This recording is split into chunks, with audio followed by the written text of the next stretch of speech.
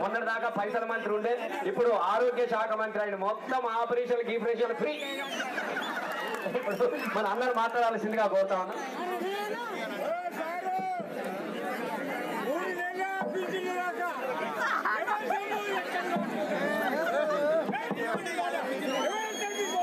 గౌరవనీయులు మా సహచర శాసనసభ్యులు రసమై బాలకృష్ణ గారు, గౌరవనీయులు మన అన్న పార్లమెంట్ సభ్యులు రసమై బాలకృష్ణ గారు, వినోద్ కుమార్ గారు,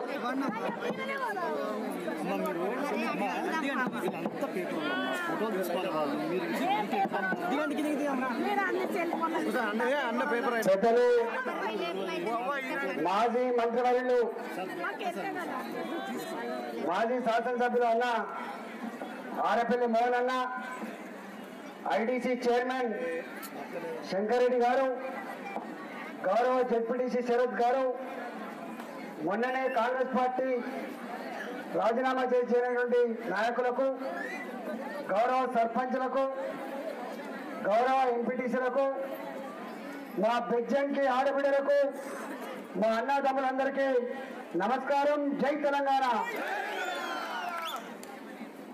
మనది రాష్ట్ర రాజకీయం. ఇక అన్న కేంద్రం గురించి చెప్పింది, మనది బతుకు. నీరు పల్ల మెరుగు, నిజం దేవుడెరుగు. అంతేనా? నీరు పల్ల మెరుగు, నిజం దేవుడెరుగు. మాకు ముఖ్యమంత్రి ఉండే, ఆయన పేరు కిరణ్ కుమార్ రెడ్డి. మేమన్నాం మా బెజ్జంకి మా తిమ్మాపూరికి నీళ్ళు ఇయ్యవా కిరణ్ కుమార్ రెడ్డి అంటే, మ్యాపులేసి గోదావరి కింద కిందుకున్నది, నీ బెజ్జంకి గంట పైకున్నది, నీరు పల్ల మెరుగు కదా, నిజం దేవుడు కదా అని చెప్పి అన్నాడు కిరణ్ కుమార్ రెడ్డి. కిరణ్ కుమార్ రెడ్డి, నువ్వు అవుట్డేటెడ్ ముఖ్యమంత్రి అని చెప్పాడు. నువ్వు అవుట్డేటెడ్ ముఖ్యమంత్రి అయ్యా. నీళ్లు కిందికే పోతాయి, కానీ ఇప్పుడున్న ఈ టెక్నాలజీలో పెద్ద పెద్ద మోటార్లు పెట్టవచ్చు, నీళ్లు పెంచకి తేవచ్చు అని చెప్పి ఆనాడు మేము చెప్పినాం. కానీ ఏం జరిగింది? తెలంగాణ వచ్చినాక ఎల్ఎండి ప్రాజెక్టు ఒకవేళ గోదావరిలో నీళ్ళు వస్తే 4 రోజులు నిండుతుంది. 4 రోజులు నిండుతుంది, కానీ నీళ్లు తెచ్చుకునే కెపాసిటీ వచ్చింది. ఇవాళ మొత్తం కాళేశ్వరం ప్రాజెక్టు కట్టుకొని మిడిమాడేరులో నీళ్లు పోయించుకొని ఇలా అనంతసాగర్ నింపుకొని బెజ్జంకి తిమ్మాపూర్ మండలంలో ఉన్న ప్రతి ఎకరానికి నీళ్ళిచ్చే కార్యక్రమం కొనసాగుతుంది. వచ్చే వర్షాకాలం తర్వాత ఈ పంట పొలాలకు నీళ్ళిచ్చి బోర్ల బతుకులు లేకుండా, బాయిల బతుకులు లేకుండా, పైపు లైన్లతో సంబంధం లేకుండా, కాలిపోయిన మోటార్లు లేకుండా, కాలిపోయే ట్రాన్స్ఫార్మర్ లేకుండా, రూపాయి ఖర్చు కాకుండా నీళ్ళిచ్చే జిమ్మదార్ తెలంగాణ ప్రభుత్వం తీసుకున్నది. వచ్చే సంవత్సరం నుంచి మనం చేస్తా ఉన్నాం. తెలంగాణ ప్రభుత్వం మీద మీకు విశ్వాసం ఉంది, నమ్మకం ఉంది. గతంలో 2 గంటల కరెంట్ ఎక్కువేం చెప్పి అడిగినాం. ఎక్కడికి వస్తాయా, ఎట్లా వస్తుందయా? ఒకవేళ తెలంగాణ రైతాంగానికి ఇస్తే పైసలు పని కడతాయా? పుక్కడ కరెంటు కదా అన్నారు. నేనన్నా రైతుకి ఇచ్చే కరెంటు పుక్కడ కాదు. రైతు అనే వ్యక్తి రక్తాన్ని చెమటగా మార్చి ఈ దేశ ప్రజలకు పుక్కడ భూపెట్టేవాడు. రైతు బిజినెస్ చేయడు, రైతు డబ్బుల ముఖం చూడడు. రైతు 50,000 పంట కళ్ళ ముందే ఎండిపోతుంటే 2 లక్షలు పెట్టి బాయి తగ్గిస్తాడా రైతు వ్యాపారం చేయడం చెప్పినాం. కానీ ఇవాళ వచ్చే వర్షాకాలం నీళ్లు పడమే కాదు, ఇప్పటికే రైతాంగానికి పెట్టుబడి ఇచ్చిన రాష్ట్రం తెలంగాణ రాష్ట్రం మాత్రమే మనం చేస్తా ఉన్నా. ఎకరానికి 4,000 రూపాయలు చొప్పున సంవత్సరానికి 8,000 రూపాయలు ఇచ్చి వచ్చే సంవత్సరానికి 10,000 రూపాయలు రైతాంగానికి ఇచ్చిన రాష్ట్రం కేవలం తెలంగాణ నుంచి మనం చేస్తా ఉన్నాం. మొన్న మేము ఆదిలాబాద్ పోయినాం. చెనాక కొరాట ప్రాజెక్టు, ఆదిలాబాద్ పంట పొలాలకు నీళ్ళిచ్చే ప్రాజెక్టు చెనాక కొరాట. మేము ముఖ్యమంత్రి గారితో పోతే 40 గ్రామాల ప్రజలు, మహారాష్ట్రలో ఉన్న 40 గ్రామాల ప్రజలు, వాళ్ళ సర్పంచులు కేసీఆర్ దగ్గరకు వచ్చిండు. వచ్చి వాళ్ళు అన్న మాట ఏంటో తెలుసా, మా రాష్ట్రం ఇంత పెద్ద రాష్ట్రం Maharashtra, financial capital in India Bombay అని చెప్తారు. 4 లక్షల కోట్ల పైసలకు ఆదాయం ఉన్నది. అయ్యా ముఖ్యమంత్రి గారు, మాకు మాత్రం రోడ్లు లేవు, మాకు మాత్రం కరెంటు లేదు, మాకు మాత్రం బియ్యం వస్తలేవు, మాకు మాత్రం పెన్షన్లు వస్తలేవు, మమ్మల్ని తెలంగాణలో కలుపుకోమని చెప్పి అక్కడి సర్పంచులు తీర్మానం ఇచ్చినాడు. మేము అనుకున్నాం ఎంత గొప్పగా తెలంగాణ పరిపాలన ఇతర రాష్ట్రాలపై నమ్మకం కలిగించడం అర్థమైపోయింది. ఇవాళ మీరు చూస్తున్నారు, ఆంధ్రప్రదేశ్ రాష్ట్రం ఆనాడు మేము అడిగినప్పుడు మీకు సముద్రం ఉందా, మీ కరెంట్ ఉత్పత్తి స్టేషన్ ఉన్నాయా, మీకు చదవస్తారా, మీ నిజాం రాష్ట్రంలో ఉన్న వాళ్ళకు పొద్దున్న లేస్తారా, మీరు దీన్ని మాట్లాడింది. కానీ ఇవాళ తెలంగాణ చీకటి కాలే, తెలంగాణ కుక్కలు చింపిన ఇస్తర కాలే, తెలంగాణలో ఇవాళ బ్రహ్మాండంగా మనం ముందుకు పోతుంటే ఇవాళ కొట్లాడుకున్న కుక్కల్లాగా కొట్లాడుకున్న వాళ్ళు అవతల రాష్ట్రం అనే విషయం ఇవాళ అర్థమైపోయింది. వాళ్ళ మీద మనం బతికినమా, మన మీద వాళ్ళు బతికినా ఇవాళ అర్థమవుతుంది. ఒక్క మాటలో చెప్పాలంటే పేదరికంలో మగ్గిన తెలంగాణ, గరీబు తెలంగాణ ఇవాళ దేశంలోనే గొప్ప తెలంగాణగా 4 సంవత్సరాల కాలంలో ఎదిగిందని చెప్పి మనం చేస్తా ఉన్నాం. నేను వినోదం దగ్గరికి అనేక సార్లు పోయేది. రోడ్ల కోసం పైసలు ఇవ్వండి, దవాఖాన్ల కోసం పైసలు ఇవ్వండి, కాళేశ్వరానికి పైసలు ఇవ్వండి, బ్యాక్వర్డ్ ఇంజనీర్ అని చెప్తే అక్కడ ఉన్న మంత్రులు మమ్మల్ని అనేది ఒక కొత్త రాష్ట్రం ఇంత తక్కువ కాలంలో ఎంత గొప్పగా చేస్తున్నారా మీరు అని మన ఎంపీలో ఒక కితాబ్ ఇచ్చింది. రాజేంద్ర గారు, మీ ఎంపీలు పైరవుల కోసం రారు, ట్రాన్స్ఫర్ల కోసం రారు, మీ ఎంపీలు వస్తే కాళేశ్వరం కోసం వస్తారు, మీ ఎంపీలు వస్తే తాగే నీళ్ళ కోసం వస్తారు, మీ ఎంపీలు వస్తే గోళ్ళకు పైసలు కావాలని చెప్పి వస్తారు, మీ ఎంపీలు వస్తే కరెంటు కోసం వస్తారని చెప్పి గర్వపడ్డం. ఇవాళ మీకు ఒక్క మాట మనం చేస్తున్నా, ఆనాడు మేము రోడ్ల కోసం దరఖాస్తు పెట్టినాం, మేము ఆనాడు కరెంటు కోసం దరఖాస్తు పెట్టినాం. దండం పెడితే మాకు కరెంటు రాలే, నీళ్లు రాలే, తాగే నీళ్లు రాలే, పెన్షన్ రాలే. కానీ మన రాష్ట్రం వచ్చిన తర్వాత ఎట్టికైనా మట్టికైనా ఇంట్లోకి కావాలి కాబట్టి మన రాష్ట్రం వచ్చిన తర్వాత ఎట్లా రోడ్లు వేసుకున్నాం, ఎట్లా నీళ్లు తెచ్చుకున్నాం, కానీ తాగే నీళ్లు ఎట్లా పెన్షన్ ఇచ్చుకుంటున్నామని అర్థమవుతుంది. ఢిల్లీలో కూడా మొన్నటి వరకు వినోదన్నా దరఖాస్తు ఇచ్చిండు, దండం పెట్టిండు, సాయం చేయమని కోరిండు. కానీ రేపు ఢిల్లీలో ఎర్రకోట మీద ఎగిరే జెండా గులాబీ జెండా కాబోతుంది.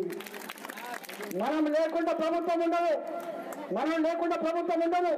రేపు ఆ ప్రభుత్వంలో వినోదన్న జీవోలు ఇచ్చే మంత్రిగా ఉంటాడు తప్ప దండం పెట్టే మంత్రిగా ఉండదని చెప్పి మనం చేస్తా ఉన్నాం. ఇవాళ 16 మంది ఎంపీలు కలిసి ఏం చేస్తా ఉంటారు, నువ్వేం చేస్తావు కూడా 45 ఎంపీలు లేడు ఇవాళ కాంగ్రెస్ కి. నువ్వు గెలిస్తే నువ్వేం చేసేది లేదు. ఇవాళ కాంగ్రెస్ పార్టీ ఎంపీ గెలిస్తే రాహుల్ గాంధీకి లాభం అవుతుంది, బీజేపీ ఎంపీ గెలిస్తే మోడీ ప్రధానమంత్రి అవుతాడు, మన అన్న ఎంపీ గెలిస్తే తెలంగాణకు లాభం అవుతుంది, తెలంగాణ ప్రజలు లాభం అవుతుందని చెప్పి మనం చేస్తా ఉన్నా. అందుకనే ఇవాళ పెన్షన్ల విషయంలో ఇప్పటికే చూసిండు, ఇప్పటిదాకా మనకు వచ్చిన పెన్షన్ 1000 రూపాయలు, ఈ నెల నుంచి 2016 రూపాయలు కాబోతుంది మన పెన్షన్.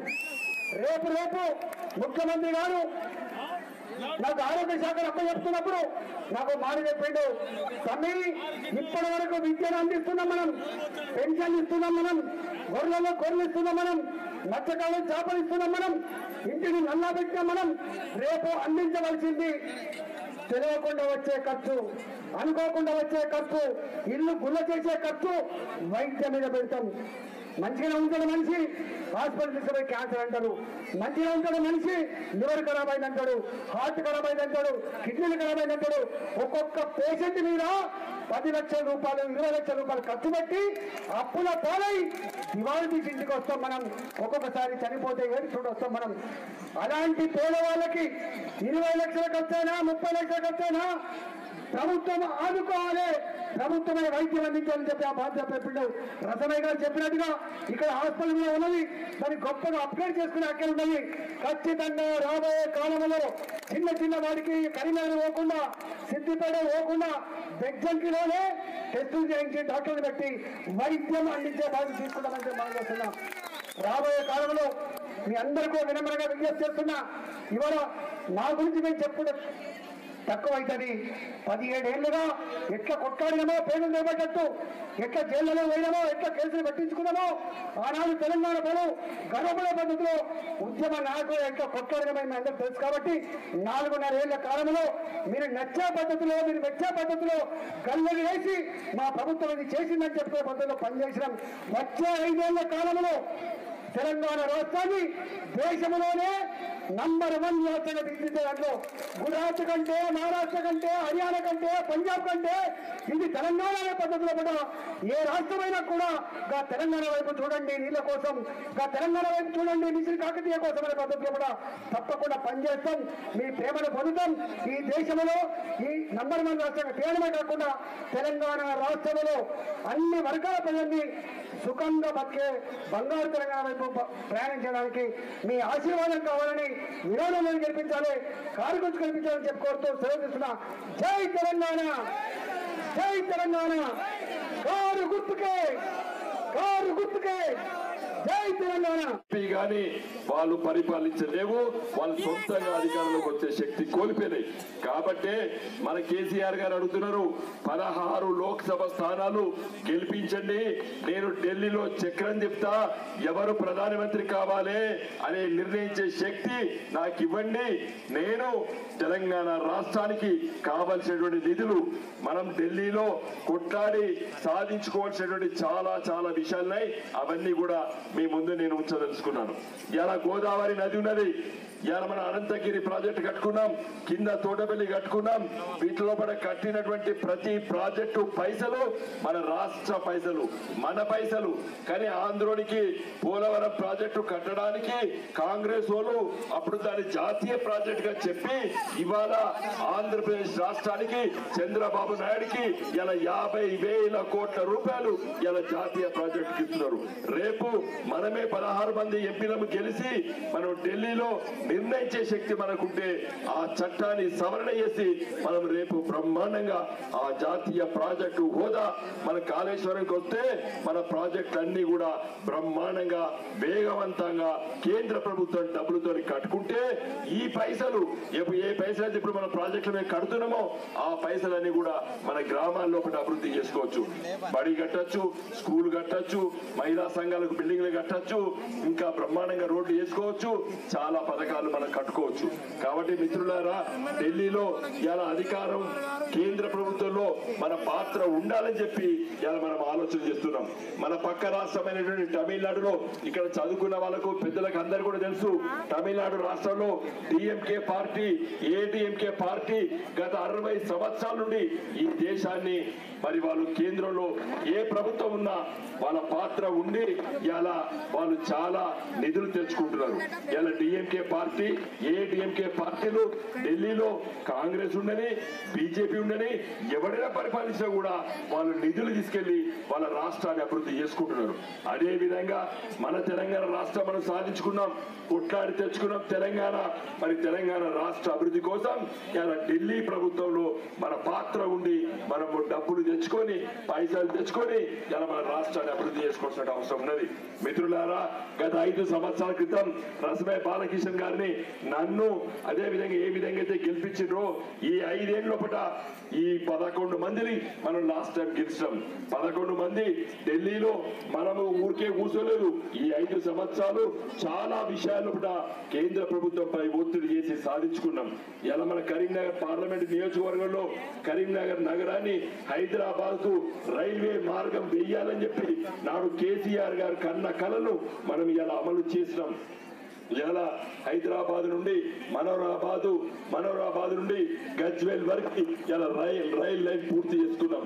గజ్వేల్ నుండి సిద్దిపేట వరకు, సిద్దిపేట నుండి సిరిసిల్ల, వేములవాడ, బోయినపల్లి నుండి కరీంనగర్ కి భూమి సర్వే చేయించినాం. ఇలా టెండర్లు పిలిపించినాం, పనులు ప్రారంభించినాం. అదే విధంగా ఇలా జాతీయ రహదారులు మన కరీంనగర్ కి నేను ఎంపీ కాకముందు 1 ఇంచు జాతీయ రహదారి లేకుండే. జాతీయ రహదారి అంటే కేంద్ర ప్రభుత్వము 4 రహదారుల రోడ్లు వేస్తుంది. ఇలా కరీంనగర్ నగరానికి ఇలా జగిత్యాల, కరీంనగర్, హుజురాబాద్ ఒక రోడ్ తీసుకుంటున్నాం. అదేవిధంగా కరీంనగర్, వేములవాడ, సిరిసిల్ల, కామారెడ్డి వరకు ఒకటి, ఎల్కతుర్తి, హుస్నాబాద్, సిద్దిపేట, మెదక్ నుండి ఇంకొకటి, ఈ విధంగా జాతీయ రహదారులు వేసుకుంటున్నాం. ఇంకొకటి సిరిసిల్ల, సిద్దిపేట విరికెళ్ళి జనగాం, సూర్యాపేట వరకు ఇవన్నీ కూడా ప్రతిపాదనను ఆమోదించుకున్నాం. ఇలా టెండర్లు పిలిచి భూసేకరణ చేసి ముందుకెళ్తున్నాం. కరీంనగర్ నగరానికి ఇలా స్మార్ట్ సిటీ హోదా తీసుకొచ్చి 1000 కోట్ల రూపాయలతో కరీంనగర్ నగర అభివృద్ధిని మనము ఆల్రెడీ ప్రారంభించినాము. 250 కోట్లతోని ఇలా కరీంనగర్ నగరంలో రోడ్లు వేసే విషయాన్ని మీరందరూ కూడా చూస్తున్నారు. మిత్రులారా, మనం ఏమి అధికారం పూర్తి స్థాయిలో లేనప్పుడే నోరున్నందుకు ఢిల్లీలో గట్టిగా మాట్లాడి ఇవన్నీ సాధించుకున్నాం. మోడీ గారు 5 సంవత్సరాలు ప్రధానమంత్రి ఉన్నారు.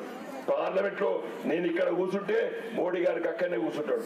నేను 100 సార్లు అడిగిన, ముఖ్యంగా మన అవిశ్వాస తీర్మానం అడిగిన, మోడీ గారు ఈ దేశానికి నువ్వు ఏం చేసావు చూపు అని చెప్పిన. అదే మేమైతే ఈ దేశంలో ఉన్నటువంటి ఒక చిన్న రాష్ట్రం, మా రాష్ట్ర ముఖ్యమంత్రి ఇలా రైతాంగానికి రైతు బీమా పథకం ఇచ్చినాం, రైతు బంధు ఇచ్చినాం, కళ్యాణి లక్ష్మి ఇస్తున్నాం, షాదీ ముబారక్ ఇస్తున్నాం, పెన్షన్ ఇస్తున్నాం. ఇలా బిడ్డ పుడితే మనము కేసీఆర్ కిట్ ఇచ్చి డబ్బులు ఇస్తున్నాం, 24 గంటల కరెంట్ ఇస్తున్నాం, నీళ్ళ కోసం ప్రాజెక్టులు కడుతున్నాం. నువ్వు ఈ దేశానికి 5 సంవత్సరాలు ఏం చేసావు చెప్పు మోడీ గారని చెప్పి నిలదీస్తా పార్లమెంట్ లో నేను. మిత్రులారా, మీకు అందరికి తెలుసు, మనము రాష్ట్ర విభజన జరుగుతున్నప్పుడు ఆంధ్రోలు ఏమన్నారు, కిరణ్ కుమార్ రెడ్డి కాంగ్రెస్ పార్టీ చివరి ముఖ్యమంత్రి ఏమన్నాడు అసెంబ్లీలో, ఈటల రాజేందర్ అన్న ఆడ కూర్చున్నాడు మన గులాబీ కండువా కప్పుకొని. కిరణ్ కుమార్ రెడ్డి ఏమన్నాడు, తెలంగాణ వద్దు, తెలంగాణ వస్తే తెలంగాణ కరెంటు ఉండదు, తెలంగాణ రైతులు ఆత్మహత్య చేసుకుంటారు, తెలంగాణలో కరెంటు మేమే ఇస్తున్నాము, మా దగ్గర కరెంటు తయారైతుంది, మీరు తెలంగాణ వస్తే మీ కరెంటు తీగల పైన బట్టలారేసుకుంటాడు అన్నారు. అమ్మా, ఇలా బట్టలారేసుకుంటాడు ఉన్నదా కరెంటు తీగల? ఏమున్నది? ఏం కరెంటు? 24 గంటల కరెంటు, ఫుల్ కరెంటు ఉన్నది. ఎట్లా వచ్చిందో అని అడుగుతున్నా నేను. 5 ఏళ్ల కింద లేని కరెంటు ఇవాళ ఎట్లా వచ్చింది? కరెంటు మనసు ఉన్నది కాబట్టి మార్గం ఉన్నది, తెలంగాణ ఉన్నది కాబట్టి మార్గం ఉన్నది, తెలంగాణ సొయ్యున్నాడు కాబట్టి వచ్చింది ఇలా కరెంటు. ఇలా మనం కొనుక్కొని వస్తున్నాం. కానీ ఇంకా ఏడాదిని అర్థమైతే మనమే సొంతంగా కరెంటు తయారు చేసి వేరే రాష్ట్రాలకు అమ్మేంత పరిస్థితి ఇలా మనం సాధిస్తున్నాం. మిత్రులారా, ఈ విధంగా చెప్పుకపోతే రాష్ట్ర పథకాలన్నీ కూడా మన ఈటల రాజేందర్ గారు మాట్లాడతారు. నేను ఒకే విషయం చెప్పి ముగిస్తున్నాను. తెలంగాణ రాష్ట్ర సమితి ఎంపీలు ఇలా ఢిల్లీలో ఉండాలి. ఎందుకు ఉండాలంటే కేంద్ర ప్రభుత్వం వచ్చే నిధులు, కేంద్ర ప్రభుత్వం చేసే పథకాలు మన రాష్ట్ర అభివృద్ధి కోసం, మన రాష్ట్రానికి రావాల్సిన రైళ్లు మార్గాలు, మనకు రావాల్సినటువంటి రోడ్డు మార్గాలు, మనకు రావాల్సినటువంటి నిధులు, ఇవన్నీ కూడా సాధించాలంటే ఇవాళ ఢిల్లీలో మన ఎంపీలు ఉండాలి. కాబట్టి రేపు 11వ తారీఖు నాడు వేసే ఓట్లు మీరు మళ్ళీ ఒకసారి బ్రహ్మాండంగా కారు గుర్తుపై వేసి నన్ను గెలిపించాలని చెప్పి ప్రార్థిస్తున్నా. నేను ఒక విషయం చెప్పి ముగిస్తాను. గత 5 సంవత్సరాల క్రితం మీరు నాకు ఓటేసి ఢిల్లీకి పంపిర్రు. నేను ఒక చిన్న మచ్చ కూడా లేకుండా ఈ 5 సంవత్సరాలు పనిచేశాను. మీకు అరే ఇలాంటి ఎంపీని గెలిపించుకునేటువంటి మాట రాకుండా నేను పనిచేస్తున్నాను. మన వచ్చే 5 సంవత్సరాలు కూడా మీరు గర్వపడే విధంగా, మా ఎంపీ వినోద్ కుమార్ అనే గర్వపడే విధంగా నేను పనిచేస్తానని తెలియజేస్తూ సెలవు తీసుకుంటున్నా. జై తెలంగాణ, జై తెలంగాణ. ఇక్కడ అందరు గట్టిగా చేతులు ఎత్తి అందరికి దీవెనార్థి పెట్టాలి. జై తెలంగాణ. కారు గుర్తుకే, కారు గుర్తుకే.